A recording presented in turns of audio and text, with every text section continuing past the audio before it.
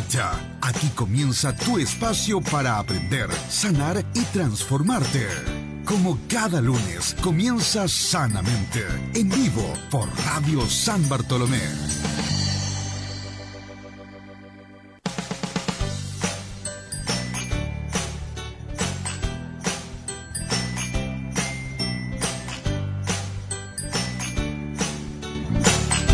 Hola, hola, ¿cómo están? Muy buenas tardes. Comenzamos una nueva edición de Sanamente, una nueva temporada 2026, comenzando con todo en un nuevo horario.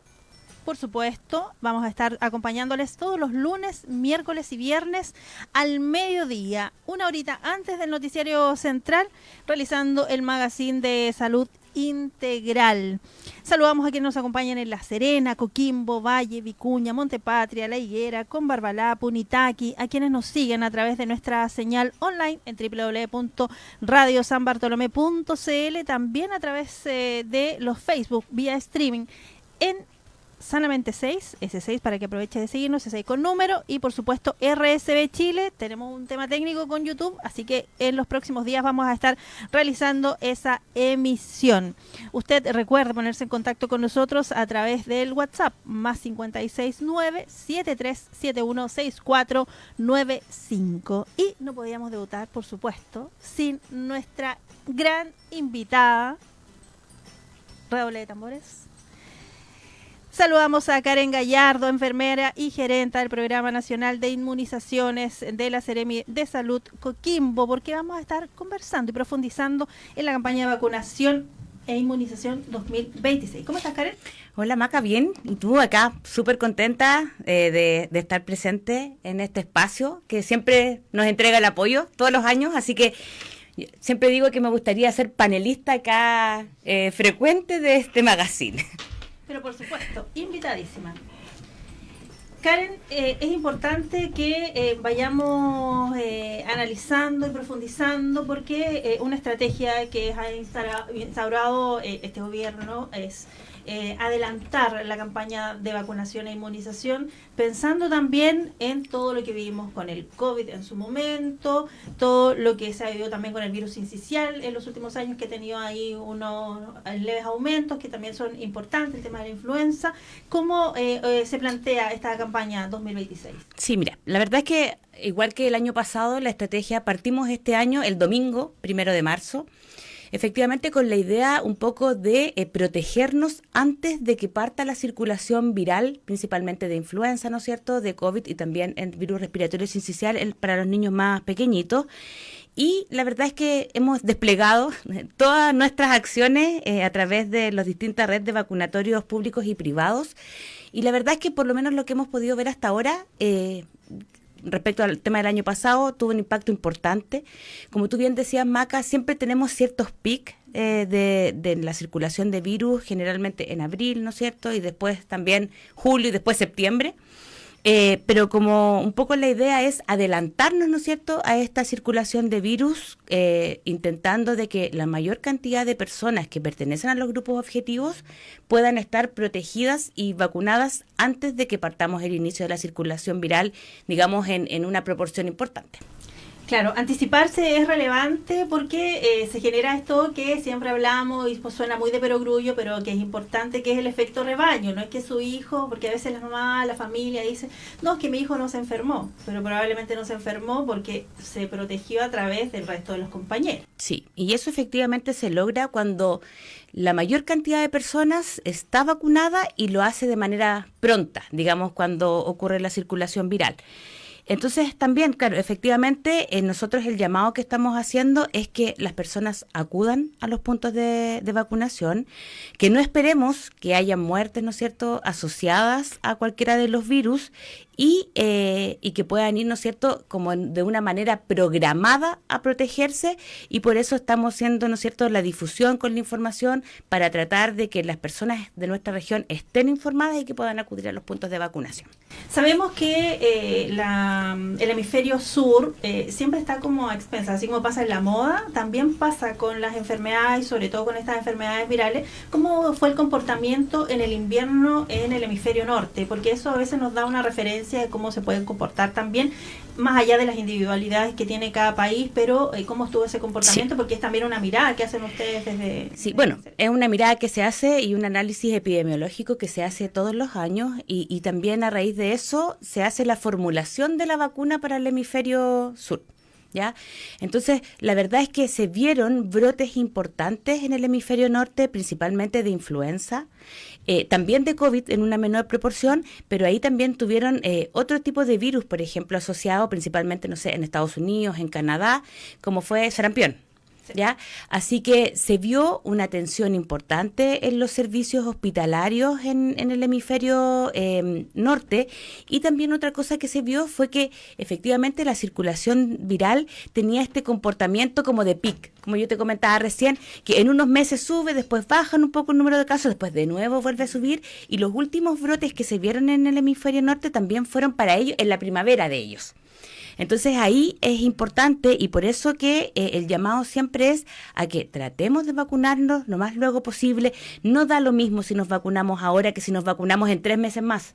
Entonces, por eso es importante que el llamado es a vacunarse lo más pronto posible, porque además también, y que lo hemos visto en otros, que lo hemos revisado otras veces que he estado acá, es que es importante saber que las vacunas se demoran aproximadamente 2 semanas en que nuestro organismo desarrolle los anticuerpos protectores.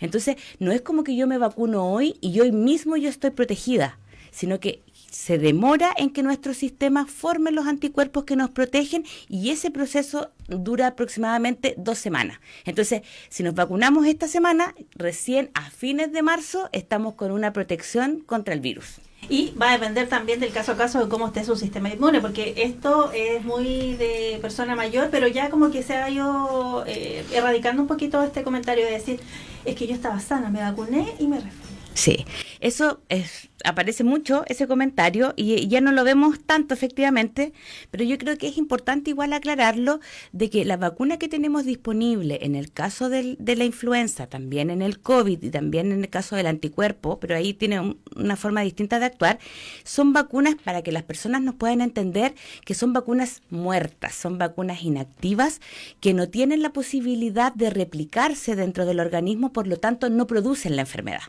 ¿Ya? Entonces, en general, probablemente sean eventos como coincidentes en el que yo me vacuné, por ejemplo, en este invierno y me enfermé más. ¿Ya? Ahora, otra cosa importante en eso es saber que la vacuna lo que hace es prevenir las formas graves de la enfermedad y las muertes asociadas al virus, pero no previene en una alta proporción de que nosotros nos contagiemos. Entonces, es probable que si yo me vacuno, igualmente me contagie, si es que estoy, digamos, en contacto con una persona que está enferma, pero lo importante es que no me voy a enfermar gravemente, ni me voy a morir si es que me enfermo. Claro, va a ser mucho más leve porque estoy protegido. Exactamente. Conversamos a esta hora con Karen Gallardo, enfermera y gerente del Programa Nacional de Inmunizaciones de la Seremi de Salud Coquimbo. Preguntarte también respecto de los públicos objetivos, siempre es relevante reiterarlo también, porque hoy día son más los grupos, hoy día tienen mayor visibilidad, porque antes nos quedábamos como con los niños, las personas adultas, pero hoy día como que se ve un poquito más extendido. ¿Tiene que ver con alguna modificación en los criterios? No, la verdad es que son los mismos. Lo que pasa es que en estos momentos tenemos como una gran estrategia, que es la campaña de vacunación e inmunización. Entonces tenemos 3 estrategias dentro de esta gran campaña.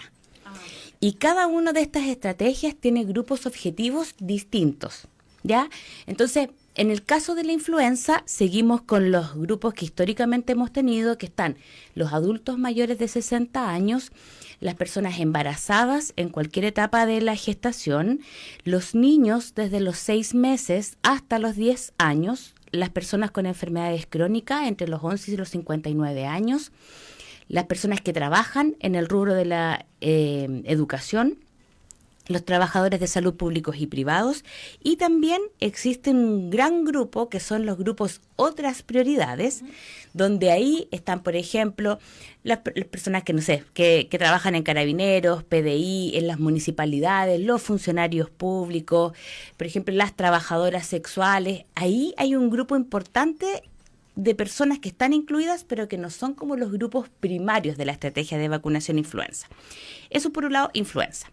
En el caso de la estrategia COVID están también los adultos mayores, pero en este caso a partir de los 65 años, 5 años más que en influenza, que es a partir de los 60. ¿Ya?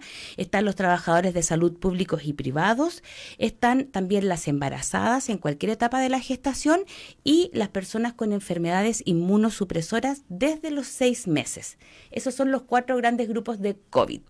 Y en el caso de la estrategia para los más pequeñitos, que es de prevención contra el virus respiratorio sincicial, tenemos 3 grandes grupos. Los primeros son los recién nacidos, que nacieron desde el 1 de marzo de este año, los lactantes que nacieron a partir del 1 de octubre del año 2025 y un tercer gran grupo donde están los lactantes de riesgo, que ahí se pueden inmunizar niños hasta los 24 meses, pero que tengan ciertas características clínicas, como por ejemplo que fueron menores de 32 semanas al nacer, que pesaron menos de 1.500 gramos o que tengan alguna combinación, que son como aspectos muy técnicos, entre que estuvieron, por ejemplo, entre las 2 y las 34 semanas y pesaron menos de 2.500 gramos, niños con cardiopatías al nacer, con enfermedades respiratorias crónicas que usen oxigenoterapia, por ejemplo, y ahí hay un listado importante, pero que tienen que cumplir con ciertas condiciones como de cuadros clínicos, digamos, de patologías para poder entrar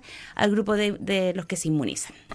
Sí, es importante también porque uno pierde la perspectiva. Es lo que antes uno hablaba solo de la campaña de invierno en su momento y que en los últimos años se ha convertido en esta gran estrategia que es la campaña de vacunación e inmunización con estas 3 principales vacunas, pero ¿están incluidas otras o no? Sí, también tenemos incluida, pero que también está todos los años, la vacuna contra la neumonía, que es la vacuna Neumo 23, la que tenemos disponible, y que eso, digamos, se vacunan todas las personas desde los 65 años en adelante, ¿ya? Ahora, si hay alguna persona que por la razón que sea no se vacunó justo a los 65 años, no hay ningún inconveniente en que se vacune o que se ponga al día cuando tenga 70, 75, ¿ya? Y esa dosis se administra solo una vez en la vida, ¿ya? Me vacuno y nunca más, no es necesario de manera rutinaria revacunarme.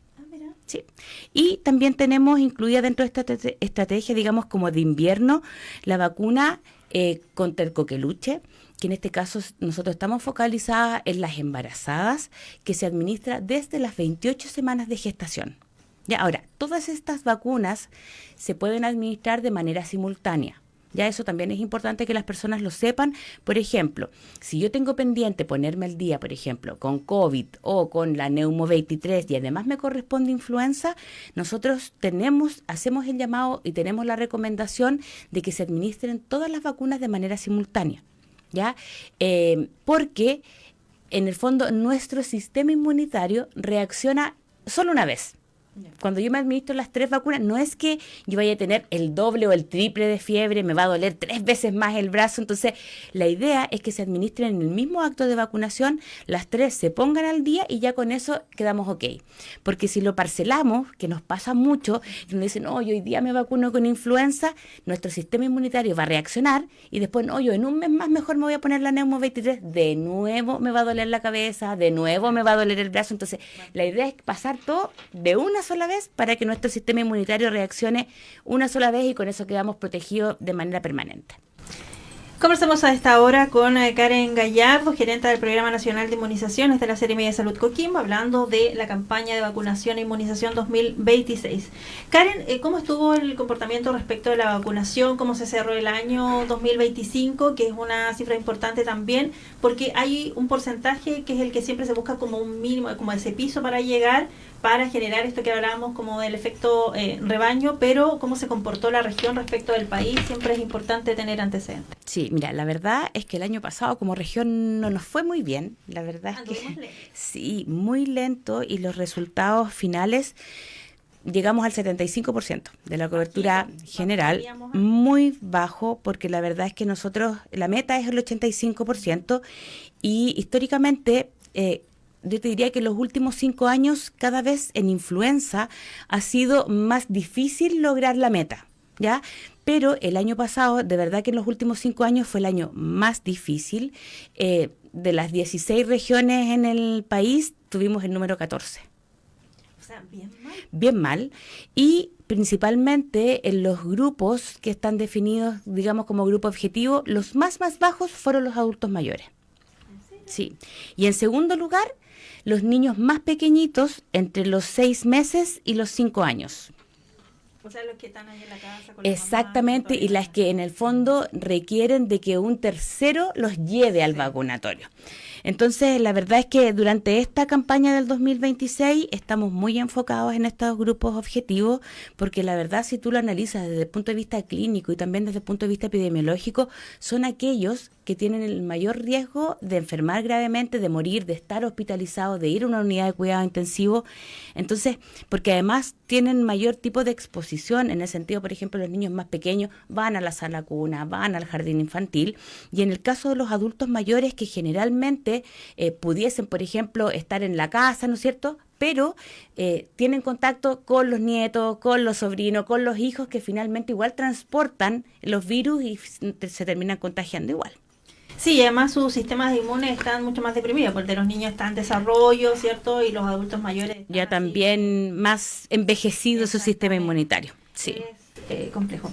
Y en ese sentido, ¿cómo ir sensibilizando también a través de los diferentes encargados que tienen ustedes del programa en atención primaria, también secundaria? Sí, ¿no? también. Entonces, ¿cómo funciona eso? Porque paralelamente, hay una campaña también a través de redes sociales, televisión y todo, generando esta sensibilización, pero es importante el llamado que podemos hacer a la comunidad por los beneficios que tiene. Yo aquí soy pro vacuna siempre. Lo sabemos. Teniendo claro también que a veces perdemos la perspectiva, pero tenemos uno de los mejores programas de vacunación, el programa bien validado aquí en Latinoamérica. Si uno mira a los vecinos, es una cosa bien compleja. Sí, la verdad es que yo creo que a nivel de Latinoamérica no tenemos comparación. De verdad que nuestro Programa Nacional de Inmunizaciones tiene resultados impresionantes, hemos sido reconocidos a nivel internacional. Por ejemplo, lo vimos con la estrategia de inmunización contra VRS, el uso de Nirsevimab salió destacado digamos, en revistas científicas importantes como The Lancet, con varias publicaciones, 3 hasta ahora, con harto reconocimiento, y la verdad es que yo creo que también ahí es un reconocimiento al sistema público. ¿Ya? Si bien obviamente las estrategias de vacunación e inmunización se implementan tanto en el público como en el privado, pero yo creo que la vacunación es de hecho, yo creo que no hay dudas en eso, en los resultados, es la política pública más importante, yo creo que tenemos en nuestro sistema de salud. Claro. Y lo han avalado los resultados de cómo lo hacen, y ese es un trabajo, Maca, que los equipos de salud hacen todos los días.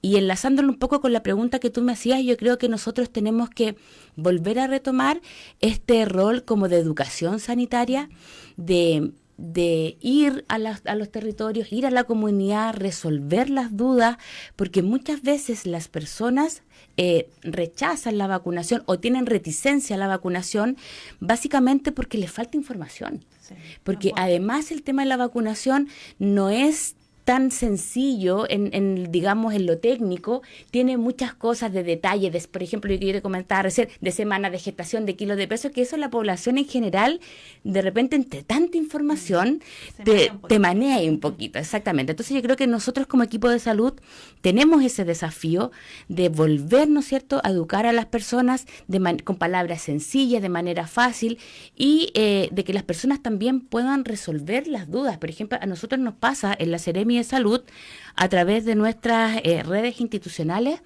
incluso yo te digo, a través de la OIRS o incluso llamados por teléfono, personas que van y que necesitan información y que muchas veces te dicen, ¿sabe qué? Yo rechacé o en realidad me dio miedo porque no tenía claro este tema, entonces prefiero preguntar y después de eso tomar la decisión si me vacuno o no. Entonces yo creo que ahí tenemos un desafío importante como región, y en ese también aprovecho esa instancia como de agradecer, en este caso a la radio y a los otros medios de comunicación, en la importante labor que ustedes tienen de informar también a la comunidad de que los temas de salud también sean importantes, de conversarlos, de poder difundirlos para que las personas, como te digo, tengan esta información de manera oficial, porque nosotros tenemos que competir en estos momentos, por ejemplo, con los fake news de las redes sociales. Circula tanta cosa, tanto comentario que uno lee, que en realidad yo de repente como que uno entiende esta cosa de no sé a quién creerle, porque entre tanta cosa que uno escucha, ve, a las personas de repente le hace un poco de ruido y les genera miedo, y ante el miedo prefieren decir no me vacuno. Exactamente. Conversamos a esta hora con Karen Gallardo, gerente del Programa Nacional de Inmunizaciones de la Seremi de Salud Coquimbo, hablando de la campaña de vacunación e inmunización 2026.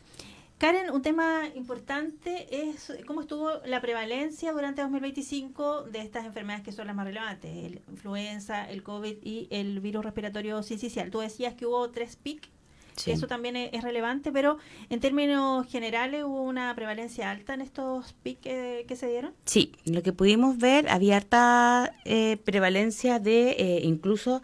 En contextos, por ejemplo, vimos harto de brotes en contextos residenciales, como por ejemplo, no sé, cárcel, los ELIAM, estas residencias de los adultos mayores, hartos brotes incluso en contextos hospitalarios, por ejemplo. Entonces, ahí los colegios, me acuerdo perfectamente el año pasado, cuando recién partieron las clases, es decir, en este periodo, hubo harto brote de influenza. Y después, durante, digamos, el transcurso del invierno también. COVID, sí tuvimos casos, pero tampoco así como decir, oye, tuvimos un pic de COVID, la verdad es que no, pero nunca digamos, hemos estado en caso cero, que también eso es importante, porque las personas piensan como que el COVID es del tiempo de la pandemia, sí, y como que ya después de eso nos olvidamos del COVID, como que nunca más existió. Y la verdad es que hemos tenido casos, no obviamente en la proporción que tuvimos durante, digamos, el tiempo de la pandemia, pero sí hemos tenido casos, siempre hay pacientes hospitalizados con COVID, incluso en las unidades de cuidados intensivos, y en el caso de virus respiratorio sincicial, la verdad es que como el anticuerpo que se administra es un producto que te entrega inmunidad de manera inmediata, ya a diferencia de las vacunas, en el fondo es como que te estuviéramos inyectando en este caso a los niños el anticuerpo listo, ya como formado, perfecto. Nuestro cuerpo no tiene que hacer ningún trabajo, por lo tanto ese niño queda protegido de manera inmediata. Ya. Y ahí es importante, por eso que el impacto de Nirsevimab se ve también tan rápido, porque incluso el año pasado, por ejemplo, en las actividades que hacíamos, donde íbamos a los establecimientos de salud, nos decían, oye, es que se nota demasiado en las salas IRA, por ejemplo, que son las donde verán los niños. Antes teníamos la agenda llena de niños con patologías respiratorias, obviamente en este caso asociado a virus respiratorio sincicial, y ahora la verdad es que no. Y eso se ve desde el punto de vista como de la atención de la red asistencial, porque disminuyen las consultas en los servicios de urgencia, en los servicios de hospitalización, ya sea de cuidados básicos, por ejemplo, en pediatría, o también en las unidades de cuidados intensivos. Entonces, el impacto en general, en el fondo, como para resumir, Maca, siempre hay casos. En influenza se ve mucho más, y se va mucho más también, como te decía, en contexto de brote. Claro. COVID, casos hay de manera permanente, no en una alta proporción, pero siempre hay casos. Y en virus respiratorio sincicial, si bien hay casos, pero son mucho menos los que teníamos los inviernos pasados. Sí, eso es importante porque, claro, uno como que pierde un poquito la perspectiva, pero esto de que las salas IRA, ¿eran las IRA o las ERA? Las IRA. Las IRA estuvieran con menos solicitud o menos demanda, que son las más demandadas, porque había también una ampliación de esas salas durante el periodo de invierno, pero que tenga esa mirada más integral nos habla de cómo va funcionando también la vacunación y lo bien que hace. Pero volviendo a la vacuna en sí, ya, la persona va, se vacuna, o el niño, la persona mayor, ¿cuáles son aquellos síntomas así como que pueden generar después de la vacunación? Porque la gente le tiene miedo al dolor. Sí, sí. Hay gente que le tiene miedo a la vacuna, como uno que yo conozco, que es cerquita, pero... Sí, mira, la verdad es que los síntomas siempre pueden existir síntomas. Uh-huh. Yo creo que es innegable que eso ocurre. Sí, hay personas que no les pasa nada. Yo te digo, yo ya me vacuné el lunes pasado, me dolía así como algo el brazo, pero después de eso, cero. Pero también hay personas que, por ejemplo, presentan cefalea, dolor del brazo, esta sensación así como dice la gente que me voy a resfriar, como dolor muscular, ¿no es cierto? Fiebre incluso, eso puede pasar. Y eso está descrito como las reacciones que se pueden producir cuando se administra una vacuna. Es como su cuerpito está trabajando. Exactamente, en el fondo un poco es como, yo siempre trato de explicarlo así, es como un poco lo que nosotros esperamos que ocurra, ¿ya? Porque en el fondo es nuestro sistema inmunitario que está trabajando y está haciendo lo que debería hacer. Ahora, lo importante de eso es que en general este tipo de manifestaciones no dura más allá dentro de las 24 o 48 horas. ¿Ya? No es algo que se perpetúe en el tiempo, decir, oh, voy a estar un mes en la cama, no, eso no es así. Te puede presentar, como te digo, alguna de estas manifestaciones, pero son autolimitadas, en general ceden solas. Ahora, si una persona, por ejemplo, presenta fiebre, que siempre me lo preguntan, oye, ¿se puede tomar paracetamol? Claro, si tiene fiebre, sí, ¿ya? Pero tampoco es que nosotros estemos recomendando, hoy antes de ir a vacunarse, tómese un paracetamol por si acaso. ¿Ya? Oye, eso pasa mucho. Es que eso pasa mucho. Dicen, no, exactamente. O le voy a dar las gotitas de paracetamol, o le voy a dar porque por si acaso, si pasara algo. ¿Ya? Pero como te decía, está dentro de lo que nosotros esperamos y dentro de las manifestaciones clínicas, así que yo te digo, sí o sí, es el dolor del brazo. ¿Ya? Ahora, tampoco es un dolor intenso como para decir, no, tengo mucho dolor de brazo, no. Uno lo mueve y sientes en el fondo que tienes brazos, que tienes músculo, pero no es un dolor que te impida, ¿no es cierto?, hacer tus actividades de la vida diaria. Ese es un buen punto. Y consumir harto líquido, ¿no? Sí, siempre nosotros recomendamos siempre mantenerse muy hidratado. Y lo otro importante es que, por ejemplo, si el día que te administran, en este caso la vacuna, sientes dolor de brazo, puedes poner, por ejemplo, pañitos fríos en el momento y después en los días posteriores pañitos tibios para que pase. Pero eso es una reacción local que va a ceder, como te digo, de manera espontánea. Karen, y en el caso de los bebés o los niños más pequeñitos, lactantes, que no hablan, pero ¿cómo manifiestan también esa sintomatología? Porque claro, una mamá, papá se preocupa ante una fiebre, por ejemplo, pero ¿qué otra reacción podrían tener? Sí, mira, es que en los niños más pequeños, los niños menores de 12 meses, por lineamiento técnico, se vacunan en las piernas. ¿Ya? Entonces, en general, se quejan, así como lloran, están más irritables. Muchas veces las mamás, cuando tú conversas con ellos, te dicen, es que está como más regaloncito, como más mamoncito, que es lo que uno escucha generalmente. Y tienden muchas veces también a tratar de no mover mucho las extremidades inferiores. ¿Ya? Pero en general no es mucho más que eso. Como te decía, puede haber también enrojecimiento de la zona donde se puncionó, pero nada más que eso. Nosotros siempre recomendamos mucho, por ejemplo, a los niños que toman lactancia materna, fomentar la lactancia materna en esos días principalmente. Incluso nosotros también lo recomendamos, la famosa tetanalgesia, que es que las mamás se pongan al pecho a los niños en el momento preciso de la vacunación. ¿Ya? Sí. Así que lo hacen y es algo que nosotros recomendamos también, y obviamente después de haberse vacunado, con mayor razón que puedan tomar pecho de manera así a libre demanda. Sí, porque es el mejor alimento y que tiene hasta anticuerpos. Sí. Maravilloso. Karen, vayamos cerrando, se nos pasa rapidito el tiempo, pero haciendo este llamado a la comunidad que sea parte de la campaña, que se vacune, que veamos la relevancia, y a todos los grupos etarios, pero con foco obviamente en los menores de edad y en las personas mayores, que fueron los que estuvimos más débiles el año pasado, y que obviamente sabemos la relevancia que tiene la vacunación, porque no es solo pensar en ti, es pensar en el entorno, es pensar en esas personas mayores que tú visitas también, porque a veces uno es el vector de esas personas que no salen mucho de su casa. Sí. Entonces hay que ser ahí bien responsable. Sí, mira, la verdad es que de repente como que las frases suenan un poco cliché, pero es así. El vacunarse en realidad es un acto de amor individual, pero también lo es familiar y también colectivo. Sí. Yo creo que es importante entregarle eso.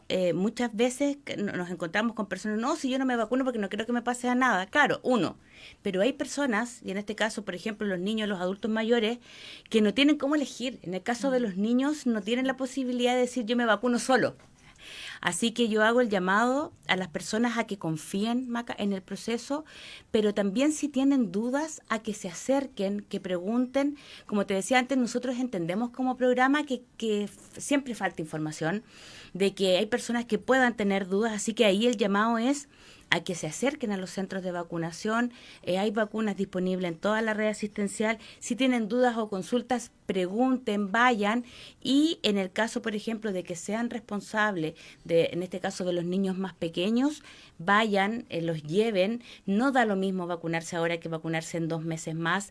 Es importante también como una medida de autocuidado, así como nos preocupamos, por ejemplo, de tomarnos los medicamentos todos los días, de ir a hacernos, ¿no es cierto?, la mamografía o el PAP u otros exámenes. Es importante y vean que la vacuna es la medida de protección, de prevención que tenemos más importante en nuestro país. Y una cosa importante, Maca, que no lo he mencionado en esta vez, pero que son gratuitas. Sí. Y yo creo que eso también es importante porque en otros países eso no se da. Nosotros tenemos las mejores vacunas que están disponibles en el mercado y son gratis para los grupos objetivos, las tenemos ahí. Entonces, en el fondo es decir, ya me preocupo de protegerme, como te decía, a ti, a uno mismo, a la familia y a la comunidad. Ir, poner el brazo, es un proceso que es corto, no se demora nada. Y poder aprovechar, ¿no es cierto?, de este beneficio que tiene el Estado para todos nosotros que residimos en el país. Muchas gracias, Karen Gallardo, enfermera y gerenta del Programa Nacional de Inmunizaciones de la Seremi de Salud Coquimbo. Hoy profundizamos en la campaña de vacunación e inmunización 2026. Nosotros nos vamos a la pausa comercial. Continuamos haciendo sanamente en esta jornada de lunes, el retorno del Magazine de Salud Integral.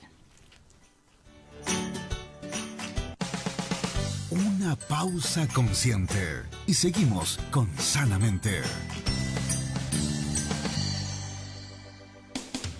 A cada minuto, a cada hora, te acompaña RSB. 12 horas con 35 minutos. ¿Sabe usted por qué construir con David es otra cosa? Porque David cuenta con la mayor variedad de productos. La mejor madera, fierro, cemento. Material eléctrico, quincallería. David cuenta con máquina dimensionadora. También cerámicos, sanitarios y alfombras. El mayor stock en pinturas y accesorios. Toda la gama en herramientas manuales y eléctricas. Y el más completo departamento riego por goteo y jardinería. Y todo con el mejor precio del mercado. Por todo esto y mucho más, David es otra cosa. En CGE estamos comprometidos contigo. Si eres un paciente electrodependiente o tienes un familiar en esta condición, regístrate en www.cge.cl. Podrás acceder a los beneficios definidos en la ley y contar con una atención personalizada a través del número exclusivo 800-203-180. Recuerda el número 800-203-180 y no olvides registrarte en nuestra página. CGE, entregamos energía. Estás en compañía de RSB 96.7 para La Serena y Coquimbo, 93.9 en La Higuera. Somos tu mejor compañía musical, noticiosa y deportiva. RSB Radio San Bartolomé.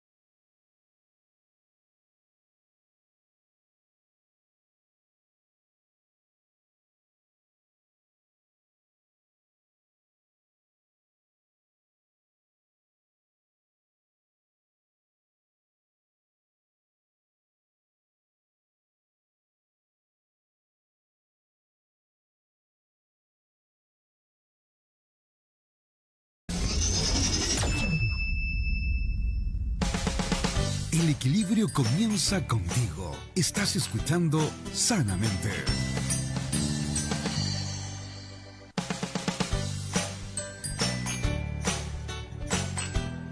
12 horas con 40 minutos, continuamos haciendo Sanamente en esta jornada de día lunes 9 de marzo, comenzando la temporada 2026 del Magazine de Salud Integral. Hablábamos entonces de la campaña de vacunación e inmunización 2026 que comenzó el 1 de marzo, pero un tema que se tomó la agenda en materia de salud y en tema social este fin de semana fue algo que están viviendo las familias de pacientes con diabetes tipo 1, pero hablando de niños y adolescentes. Vamos a conversar a esta hora con Pedro Araya, presidente de la Corporación de Padres de Niños y Adolescentes con Diabetes tipo 1, Corporación Panadis. Esto por un quiebre de stock en el hospital de Coquimbo y que ha dejado a más de 100 niños sin sus sensores de monitoreo continuo de glucosa, un insumo que resulta vital. ¿Cómo estás, Pedro? Muy buenas tardes.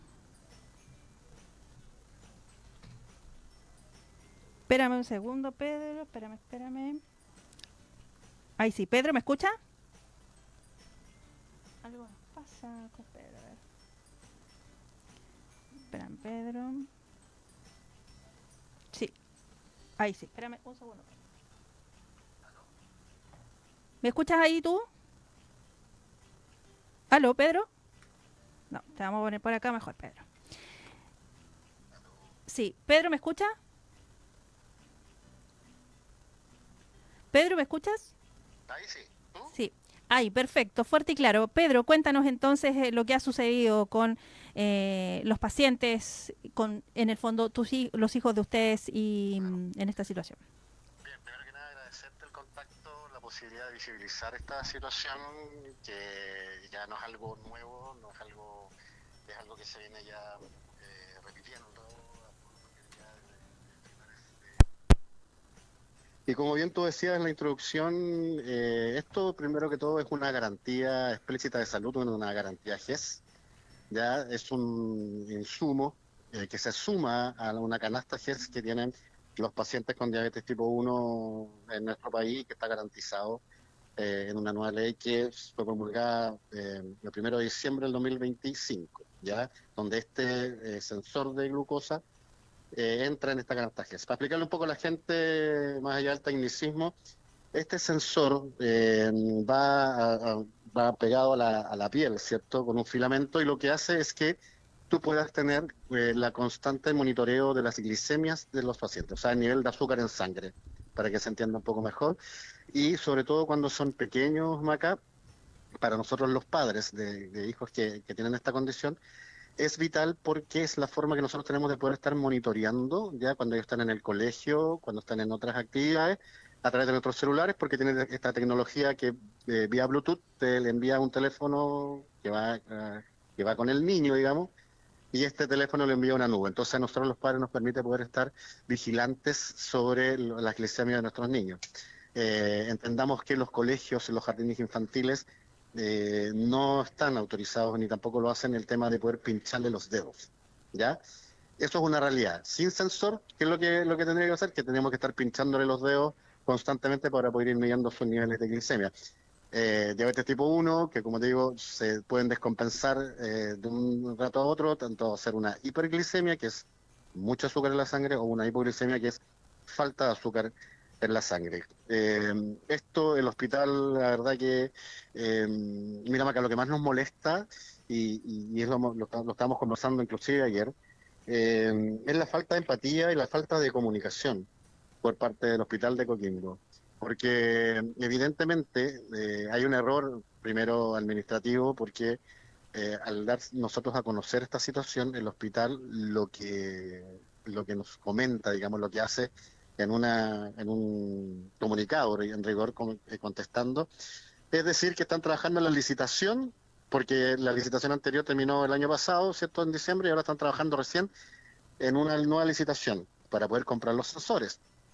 Entonces, cuando tú dices esto en salud, eso no pasa, porque cuando tú tienes un insumo que es crítico, tienes que trabajar la licitación, evidentemente, antes que esta termine para que ya cuando esta termine se active la nueva, ¿cierto? Más o menos un poco el axioma de la comunicación pública, digamos, o sea, de la administración pública. Claro, uno tiene que ir ¿Ya? programando las compras entendiendo que es un insumo vital, que tiene un término de la licitación y si dura 2 años, yo me imagino que a mediados de año tendrían que haber tenido claridad para iniciar, porque sabemos además que las licitaciones en el sistema público son un poco más lentas, más engorrosas y Exactamente. había que anticiparse también.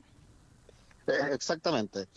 Sobre todo cuando yo te explico que para los niños es vital al final, no pueden hacer nada. Yo, en este momento, y perdóname la licencia de tomar el caso personal, pero no puedo enviar a mi hijo al colegio, mi hijo tiene 7 años, no lo puedo enviar al colegio porque no tenemos el sensor. Entonces, hay un problema ahí. Y lo que, como te decía, lo que más nos molesta, primero es esta falta de un poco de profesionalismo, ¿cierto? En cuanto a no tener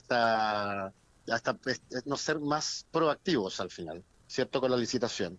Y lo segundo, Magdalena, que acá viene el punto más importante y más crítico, es la falta de comunicación del hospital.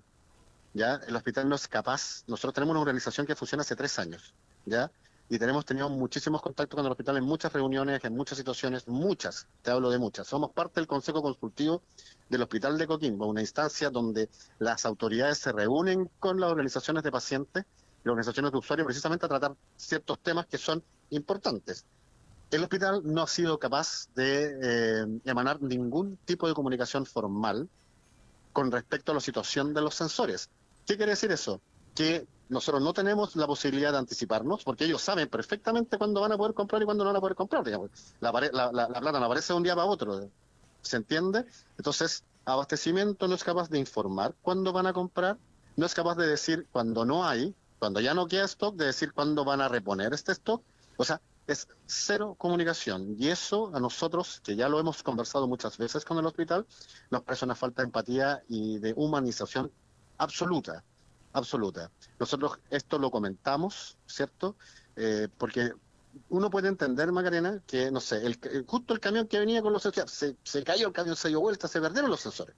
Pueden haber problemas, ¿cierto? Porque eso hay cosas que pueden suceder. En este caso, que no compran como corresponde, en fin.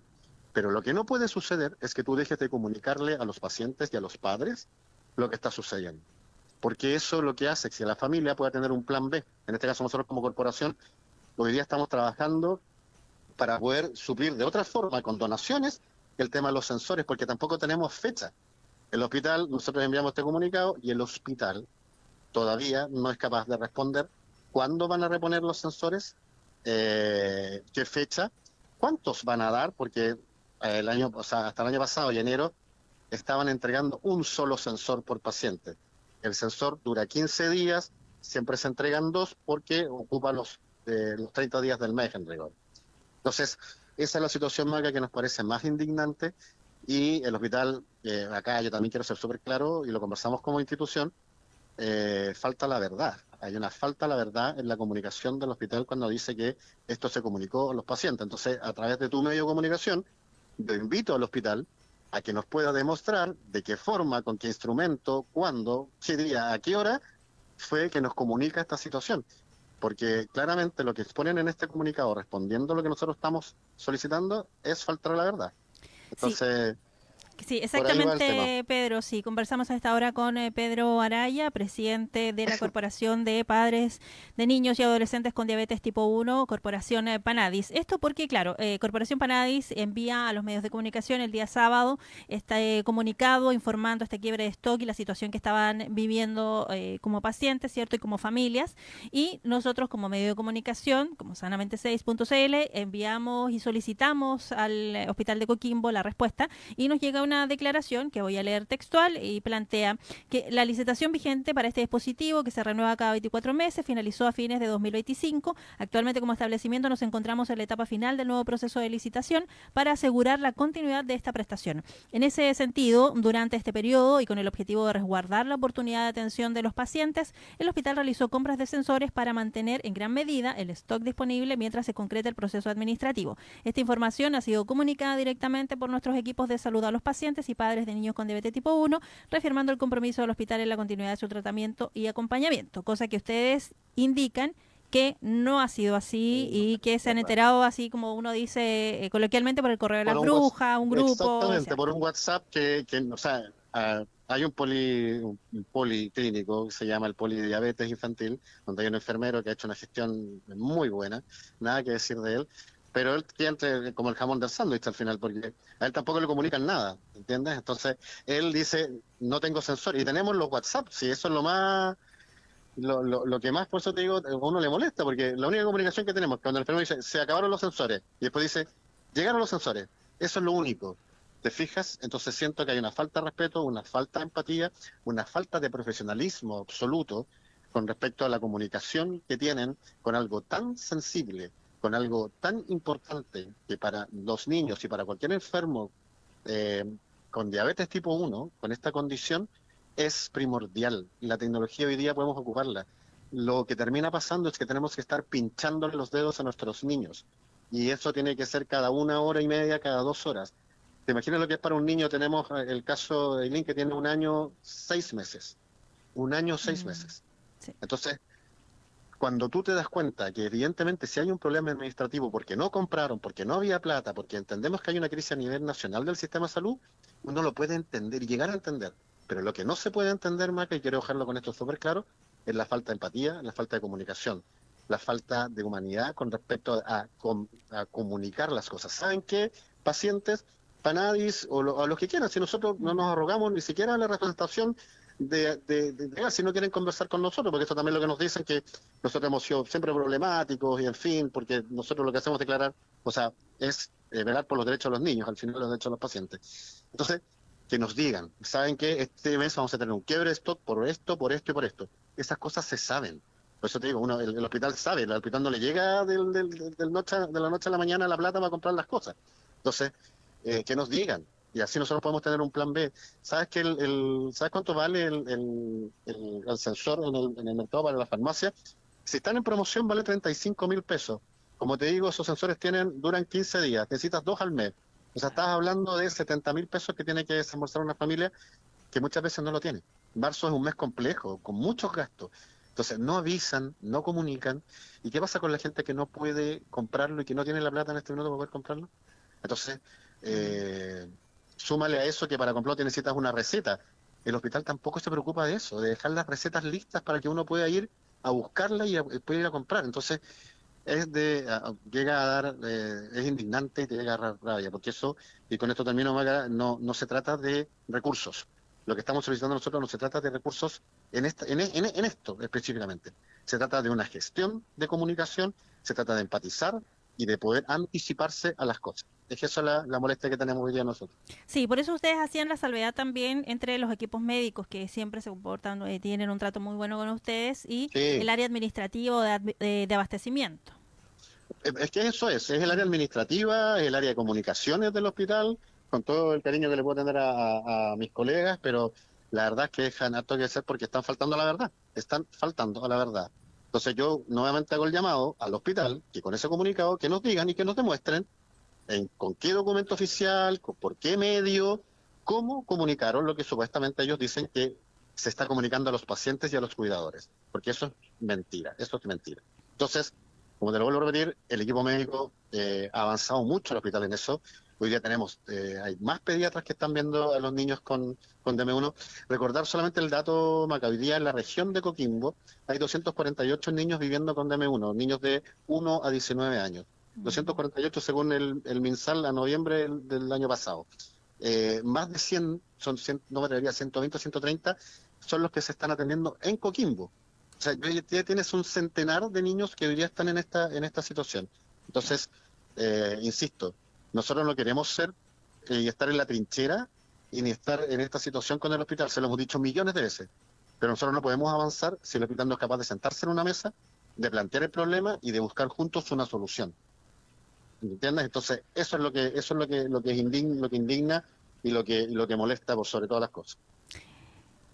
Bueno, Pedro, te queremos agradecer, Pedro Araya, presidente de Corporación Panadis, habernos contado más detalles de esta situación. Nosotros como medio de comunicación y como programa disponibles también para todo lo que vaya sucediendo. Esperamos que mejore la comunicación y que se asuman las responsabilidades también en este tema que termina siendo vital. Es un insumo vital que mejora la calidad de vida de estos niños y adolescentes y obviamente cuando está por medio la ley GES, debiese haber ese aseguramiento. Así que, Pedro, te queremos agradecer, que tengas una muy buena jornada y que se pueda lograr el objetivo, por lo menos.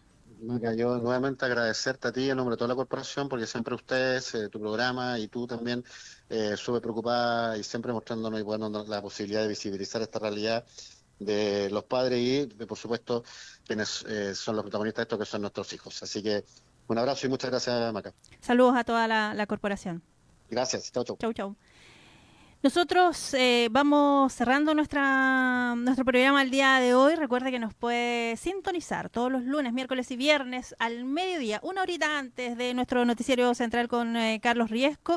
Vamos a estar profundizando en temas de interés con esta mirada de salud integral que tenemos en Sanamente. Recuerde seguirnos en las redes sociales, también en nuestra web www.sanamente6.cl. Estamos subiendo toda la información que es relevante. Estábamos contándole ahí acerca de esta clínica que fue condenada en La Serena por causar daño neurológico irreversible a paciente. Chile es el primer país de América en estar libre de lepra, según la Organización Mundial de la Salud. Más de 83.000 personas de la región han concretado atenciones mediante la plataforma Telesalud. Todo eso y más en www.sanamente6.cl. Nos escuchamos. Ya viene el Noticiero Central junto a Carlos Riesco. Que estén muy bien. Chau, chau.